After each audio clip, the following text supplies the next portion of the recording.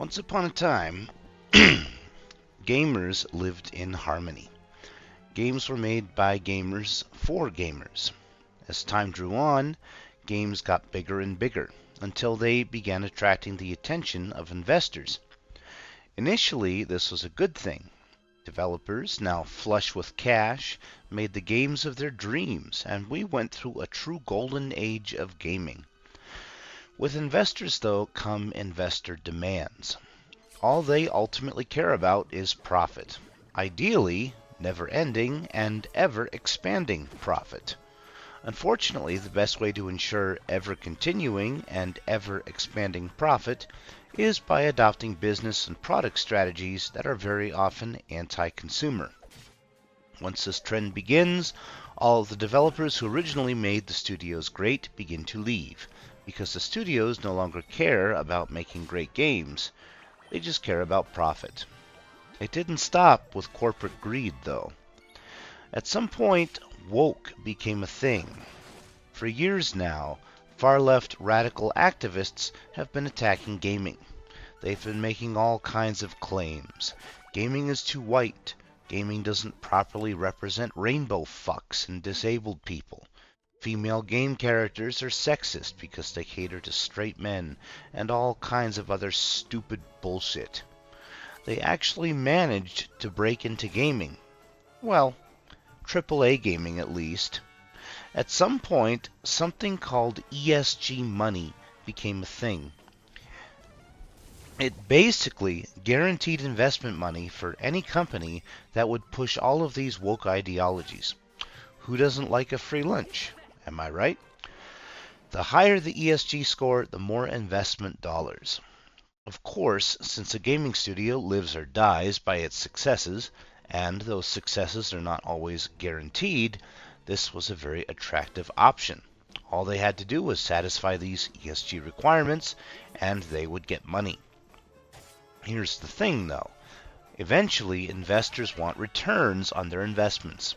ESG is ultimately self-defeating, because the result is watered-down products that are safe, sanitized, boring, and inoffensive with no flavor, spice, or variety. This means that customers stop buying product, and that ultimately means no return on investment. In the effort to cater to everyone, these companies end up catering to no one. The harder companies push this shit, the harder their games flop. One recent and very dramatic example is Dragon Age Veilguard. That game was so lacking in edge of any kind that it couldn't even cut an overripe banana. Totally soft, totally safe, and with puzzles that insulted player intelligence. I'm not even talking about the cringe writing and characters either. That's a whole separate topic, but I digress. As AAA gaming has been running itself into the ground, chasing these woke ideologies, indie games, AA games, and older games have been carrying the Western market. Indies and AA gaming are always delivering to us diamonds in the rough. The sea of older games waiting to be discovered is vast.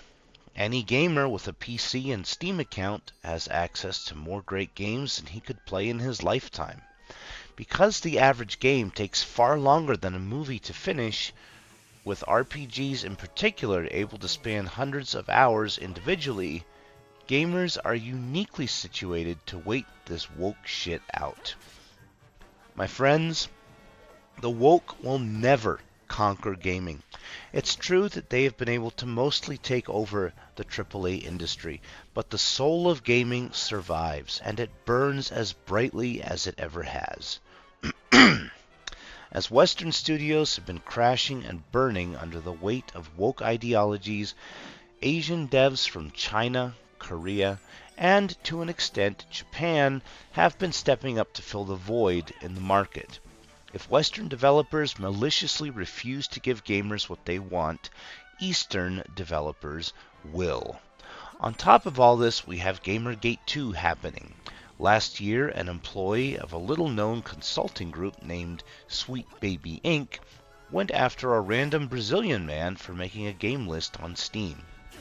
The purpose of the list was to spotlight games where wokeness had been detected. This employee tried to get Steam to ban his account.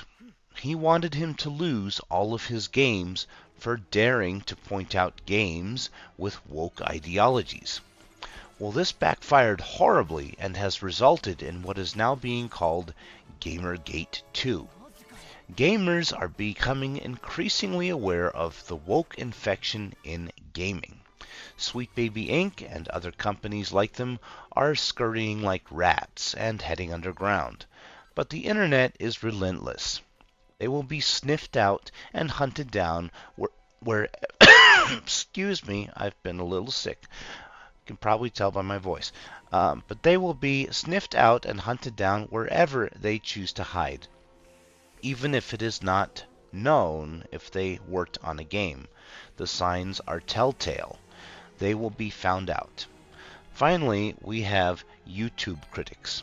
In the opinion of the CEO of Warhorse Studios, the developers of Kingdom Come Deliverance and the upcoming Kingdom Come Deliverance 2, game developers are now terrified of YouTube critics.